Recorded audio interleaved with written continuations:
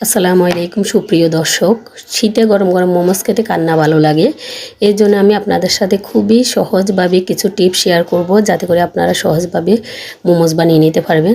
এখানে আমি গার্লিক অয়েলটা প্রথমে তৈরি করে নেব আগের দিন। আপনি আগের দিন এগুলো রেডি করে রাখলে পরের দিন আপনার মোমোস তৈরি করা কোনো ব্যাপারই না।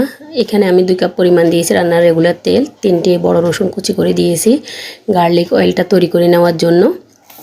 রসুনটাকে আপনি বেশি কালার করবেন না, বেশি ডার্ক করলে একটু বাগার গ্রান আসবে। এরকম করে আপনি নামিয়ে নেবেন, পরে আরও অনেকটাই কালার চলে আসবে। এখন আমি চিলি গার্লিক অয়েলটা তৈরি করে নেব।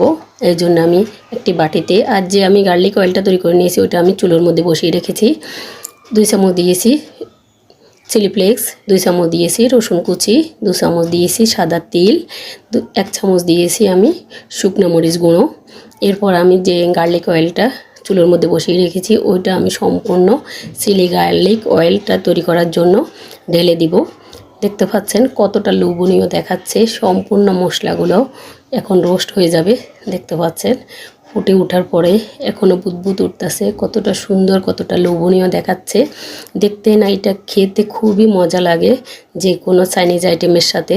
দেখতে পাচ্ছেন আমি এইভাবে তৈরি করে ফ্রিজের নর্মাল চেম্বারে রেখে দিই।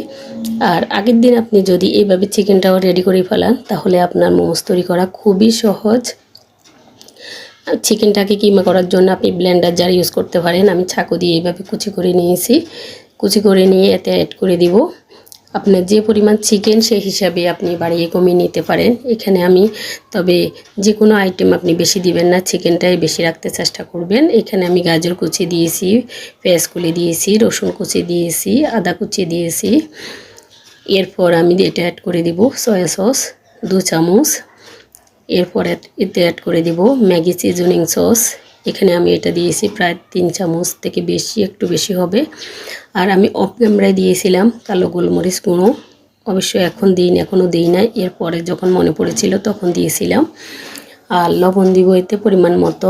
লবণটা একটু বুঝে শুনে দিবেন, কারণ soya sauce Maggi seasoning sauce দুটোতেই কিন্তু লবণের পরিমাণটা কিছুটা থাকে। এখন দিয়েছি আমি কাঁচামরিচটা যদি ঝাল বেশি হয় তাহলে বিচি ফেলে দিয়ে খোসাটা দিতে চেষ্টা করবেন। আমার মরিচগুলো একটু ঝাল কম ছিল তাই বিচি সহ দিয়েছি।